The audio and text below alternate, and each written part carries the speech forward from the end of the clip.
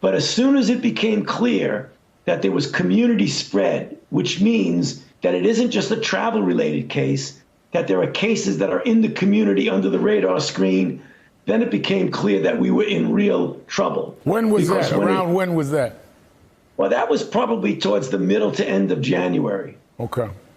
And what did you begin advising the administration and those authorities that we were, in fact, seeing something different here and this could be a major problem at that time? You bet. And then that's when it became clear that there are a couple of ways of addressing that.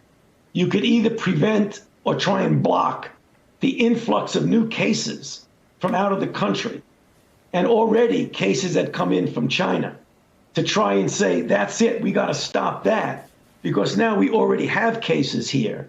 And then it switched to Europe. And when Italy had their outbreak, it became clear that that became a danger. So that's when cases were cut off from coming in from Europe and then ultimately the UK. But by that time, we had enough cases in our own country that the ability to do the containment slipped then into the need for mitigation. Yeah, and we saw what happened in New York. Hey there, I'm Chris Hayes from MSNBC. Thanks for watching MSNBC on YouTube. If you want to keep up to date with the videos we're putting out, you can click subscribe just below me or click over on this list to see lots of other great videos.